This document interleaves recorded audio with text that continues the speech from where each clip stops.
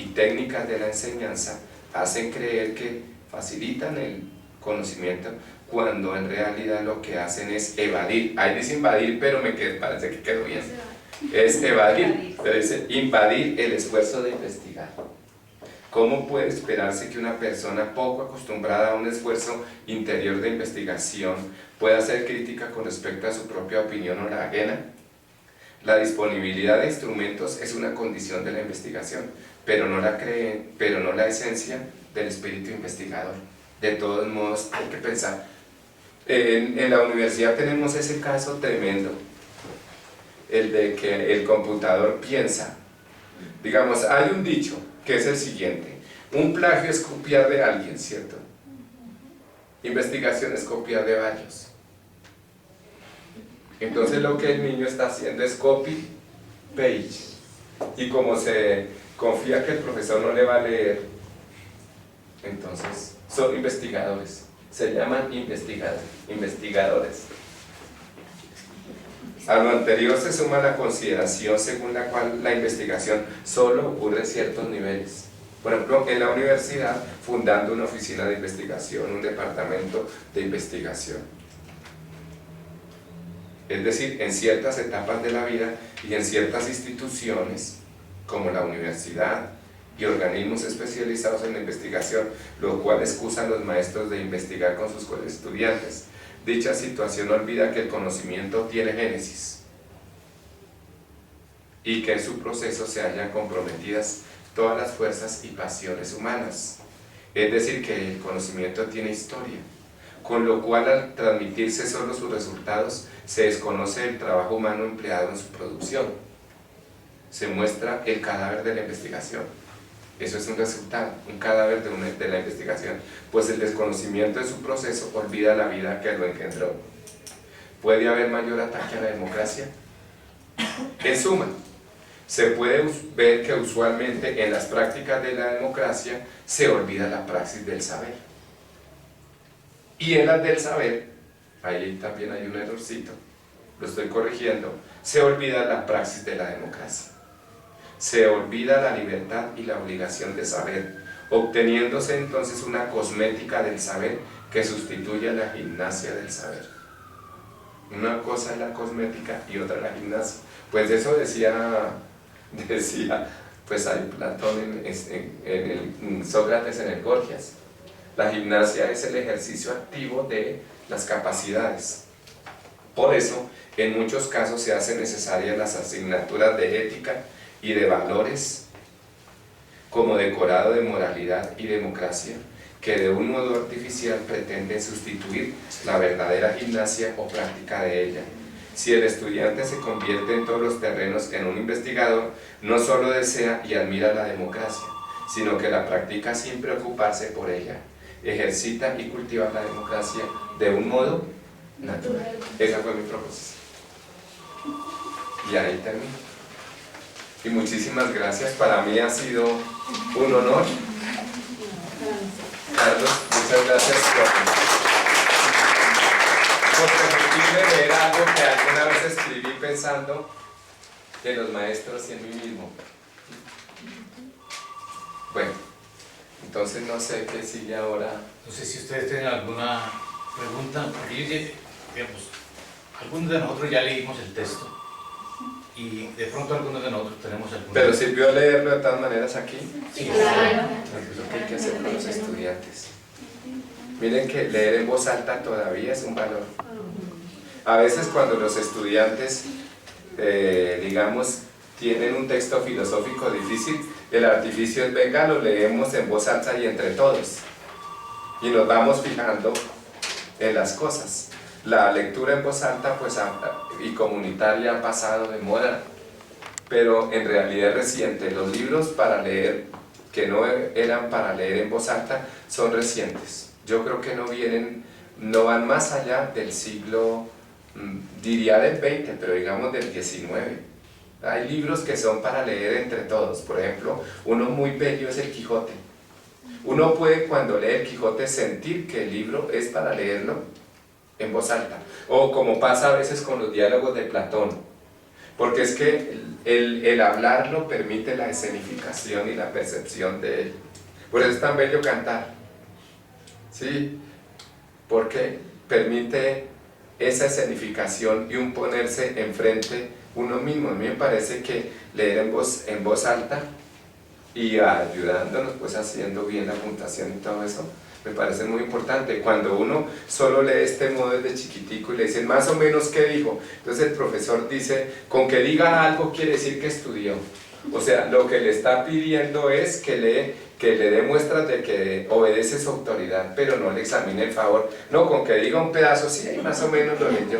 No, venga, si era la idea principal, si era esto. No es que me gustó tal cosa. Uno le dice al estudiante, ¿y la lectura cómo te parece? Me gustó tal cosa. Y a ti tal otra. Yo digo, pero si yo no puse una tienda paisa. En una tienda paisa tú encuentras desde un corta uñas, encuentras hasta comida, de todo a 1.000 pesos, ¿sí o no? Todo a 1.000 pesos. Y tú vas escogiendo, pero no estamos en una tienda paisa, sino en la organización del pensamiento. Entonces me parece que en ese sentido, aprobarle a los niños porque digan pedazos de lo que uno dijo, lo único que hace es que le aumente el ego a uno o se lo sostiene ahí, porque a uno le interesa mucho que los niños pues no lo desobedezcan a uno. Eso es muy importante, que le den muestra de que lo obedecen. Entonces me parece, yo recomendaría como cuestión estratégica, como parte de una investigación, la lectura en voz altica. A ver, lee bien, mijito, hágale bien. Mira, esas cosas de la comita y del punto, mira, se baja la UCI, es que la gramática es música. La gramática es la música de la lengua. Hay un autor que es Hegel, él dice, él fue rector de un gimnasio y él dice que la primera forma de la lógica es la gramática. Con la lógica uno se hace más consciente de la gramática y pone la gramática ante sí mismo, pero en realidad dice lo que ha producido la gramática es la vida. Entonces es la investigación de la naturaleza de las cosas, lo que en últimas fundamenta la lógica. Eso pensaba él cuando era rector de un gimnasio en Nuremberg. Él quería ser profesor universitario, pero pues las plazas estaban llenas y le tocó ser profesor de bachillerato. Sin embargo, ahí produjo la ciencia de la lógica, junto con los estudiantes del bachillerato.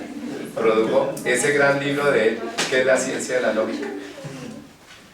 Uno puede leer eso en un libro que aparece bajo el nombre Escritos Pedagógicos. Pues no tiene nada de pedagógico porque son los discursos como rector, sobre todo. Es el hecho de que él tiene que reaccionar ante las órdenes de las autoridades de la educación en su país o en su ducado. Y entonces se vela él como tiene que, como filósofo, digamos, tiene que admitir eso y tiene que ser filósofo. Este filósofo tiene que ser rector de buena gana y se la gozó.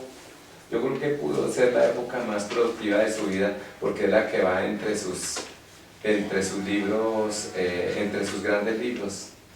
Es una época de más o menos 10 años en la que él trabaja con los jóvenes en el bachillerato y es lo que le permitió o lo que él aprovechó para poder escribir su gran obra. No sé qué me puedan decir ustedes, lo que quieran. Ahí sí. ¿Qué les gustó?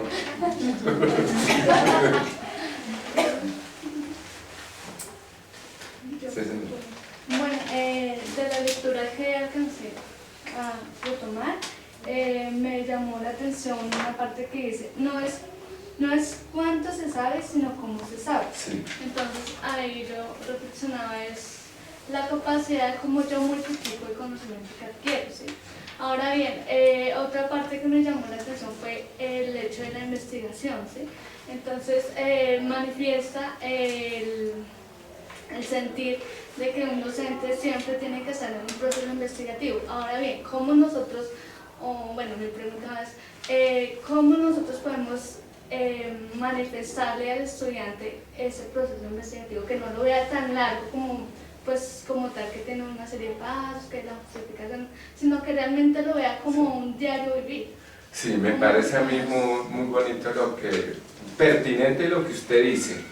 Bueno, no sería tanto multiplicar el saber, sino tener como las maneras de que ellos por sí mismos accedan y produzcan el saber. Por ejemplo, para mí es muy complicada la primera clase que dicto en la universidad, porque no puedo decirles que el mayordomo es el asesino. ¿Sí? Tengo que hacer una clase que sea como más bien una clase que los introduzca, les ponga unas dudas, unas preguntas, y luego sí, por ejemplo, en mi caso, tenemos que aprender la historia de la filosofía antigua, por ejemplo. Entonces, más que multiplicar el saber es el hecho de que ellos trabajando las cosas lo produzcan, diría yo. Bueno, me parece muy pertinente lo que usted dice. No se trata de aprender métodos científicos, ni pasos de los métodos. Eso es muy cansón, además de falso. Los métodos y por ejemplo, los índices de los libros son más bien como manuales de contrainsurgencia. ¿Sí? Es decir, usted se apega a eso y por cumplir eso, pues no investiga, no improvisa. La improvisación es muy necesaria. Naturalmente que entonces, ¿cómo podríamos hacer para poder improvisar? Improvisar lo empleo en el sentido de los maestros del jazz. ¿Sí? Los maestros del jazz los maestros son los que improvisan, no los aprendices. ¿Sí? Entonces, ¿cómo lo hace uno? Pues es muy fácil. Es estudiando uno. O sea, que el sitio donde mejor puede cualificarse un profesor de bachillerato es en su misma actividad. Que uno dice, no, pero estos chinos están aprendiendo aritmética, 2 más 2 igual a 4. ¿Usted no? 2 más 2 igual a 4? ¿Sí? Kant dice, no señor, 2 gotas de agua más 2 gotas de agua, ¿qué? ¿Cuántas gotas de agua da? ¿Cuántas gotas de agua? Si yo tengo 2 gotas de agua y le agrego 2 gotas de agua, ¿cuántas gotas da? Una gota. Pues una gota. Eso es para descubrir que la matemática es más bien un proceso dirigido por la mente y no objetivo de la empiria de las cosas. Es decir, el hecho de que la mente es la que actúa. Entonces, cuando yo me doy cuenta de eso como profesor, pienso yo, eso es filosofía de la matemática en cierto sentido. En ese sentido me voy cualificando. Y si me tocó ir a hacer un curso de actualización, ya voy bien preparado por si acaso y no lo voy a sufrir. Y en segundo lugar, pues va a ser agradable trabajar con la gente porque entre otras cosas voy a tomar a los niños como... es muy bello ver el rostro de la gente cuando uno está apasionado en lo que está diciendo, ¿sí?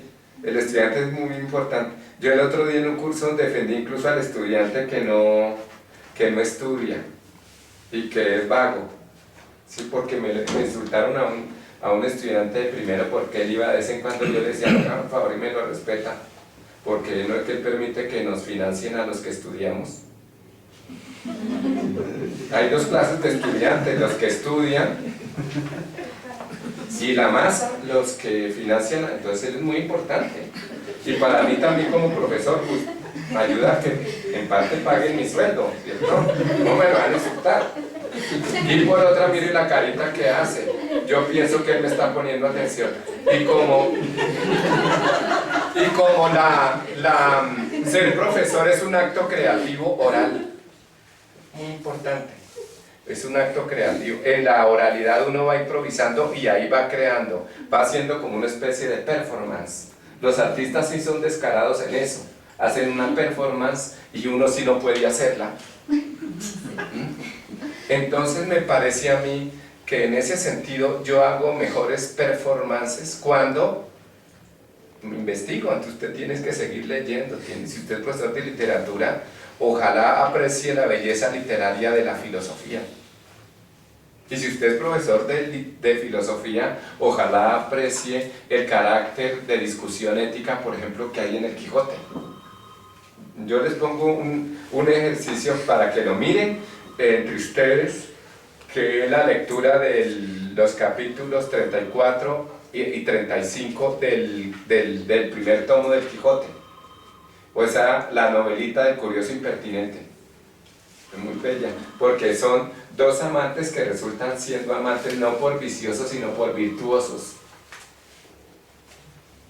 ¿Ven?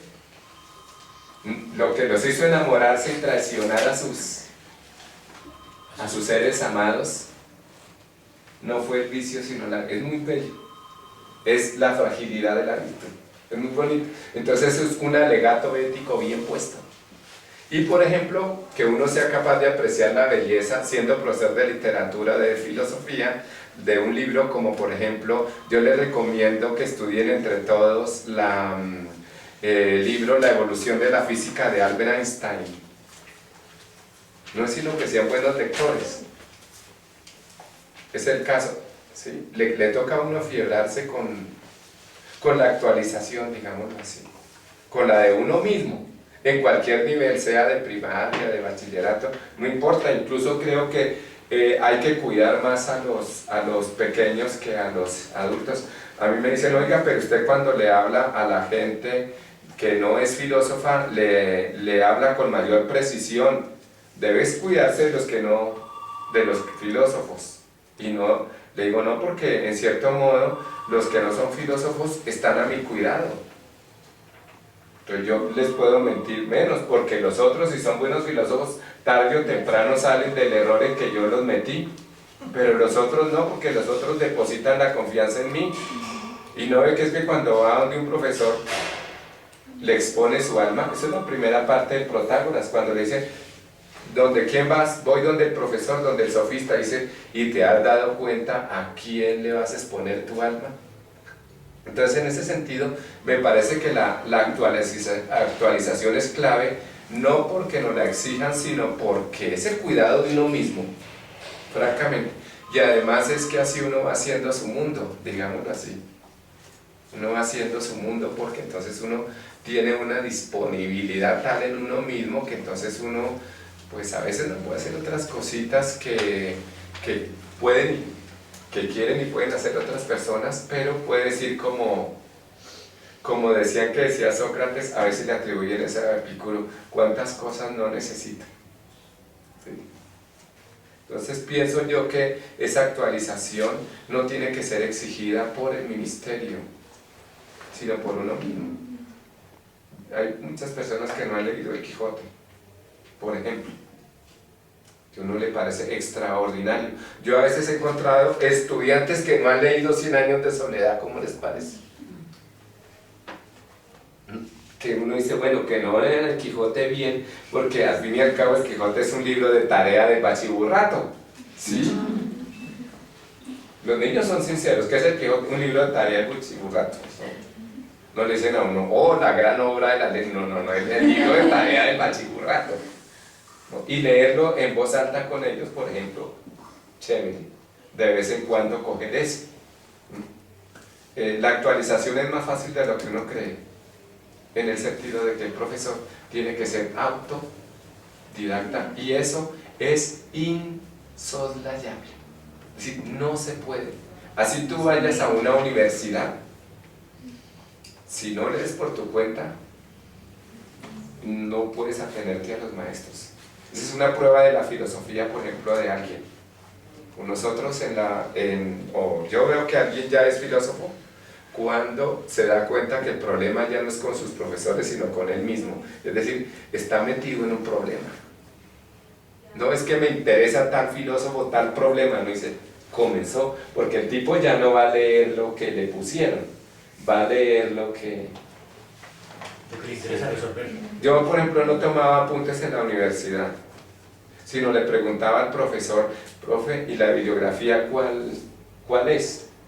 Y entonces, pues yo estudiaba de noche y me trabajaba de día, pero me quedaban como unas 8 horitas más o menos, y esas se las dedicaba intensamente. Entonces lo que hacía yo era ojear y en lo posible leer la bibliografía del profesor, y con eso después me defendía en la evaluación, y eso era perfecto. Ahí, digamos, la gracia fue el hecho de que yo me enfermé de lectura. Fue muy importante para mí porque la gente no me podía dar la mano porque se la leía inmediatamente. Eso era chévere. Yo creo que un punto muy importante es afiebrarse el profesor y los niños con la lectura. Yo creo que ese es un importante medio de volverlo investigador. Es decir, cómo hacer que los niños se vayan acercando a esta manera de ser investigadores con la lectura, con el amor por la lectura. Un libro de matemáticas también es para leer, para observar, para ojear, para tocarlo. Lo que pasa es que ya pues el computador le quita a uno esta materialidad, pero un buen libro de lectura hay que manosearlo, hasta subrayarlo si es posible. Al fin y al cabo cada vez son más baratos, entonces se pueden perfectamente ojear, conocer perfectamente los libros que uno está trabajando. Me parece que es una buena manera. A mí me gustó mucho cuando hice eso con el álgebra. El álgebra me pareció muy bonito porque nos pusimos a leer todos y entonces aprendíamos, por ejemplo, por analogía. Mira, este ejercicio está difícil. Bueno, había unos ejemplos de Baldor que pues después uno se dio cuenta que estaban errados y todo esto. La respuesta estaba mal o el problema estaba mal planteado. Bueno, todas esas cosas, pero por ejemplo aprendíamos por analogía, es decir, ¿a cuál se parece este? Como él pone ejemplos, ¿a cuál se parece? Ustedes los profesores de matemáticas dirán, ya, el álgebra de Baldor ya pasó. ¿Ya pasó? Vaya, miren ustedes si esos libros efectivamente han pasado. Incluso se dice, no, hay nuevas didácticas. Yo desconfío un poco de las nuevas didácticas, porque la pedagogía se convirtió en una industria. Y a una industria lo que le importa es mantener el consumo. ¿Sí? Y entonces desecha lo anterior por el solo hecho de que hay que producir algo nuevo. Eso pasa muchas veces. Uno compra un par de tenis y dice, oiga, estos son los perfectos. Después uno dice, voy a comprar otro par de tenis de estos, y le dicen, no. Ya no, porque a mí me parece que en la pedagogía y en la educación pasa mucho eso. Es decir, el espíritu investigativo no es idéntico a las ayudas técnicas de la investigación. Esas hay que utilizarlas, pero también hay que ver que ahí hay mucho de cosmética engañosa. Yo creo que la proliferación de las didácticas hay que investigarla. Hay que investigarla. A uno le dicen, por ejemplo, que Santa Fe tiene un uniforme nuevo de fútbol y es el de los años 70. Sino que ahora y cuando uno escude dice, no, es que en el 75 fue campeón, entonces se quedan bien de todas maneras. Yo diría que no, hay que desconfiar un poquito de las famosas nuevas pedagogías. Aristóteles tuvo un problema en la política. Él dice, siempre pelean los reformistas y los conservadores, ¿cierto? Los reformistas dicen que hay que cambiar, y los conservadores dicen, no, porque hay cosas buenas, ¿qué hay que hacer? Entonces Aristóteles dice, no, pues el término medio es no si ser reformistas o conservadores, sino averiguar qué es lo más conveniente y lo mejor. Va más allá de lo reformista y de lo conservador. Entonces uno puede conservar una didáctica, por ejemplo, si esa es la que le funciona, e ir transitando a la otra a partir de la que uno tiene, porque a uno le imponen nuevas didácticas a la fuerza.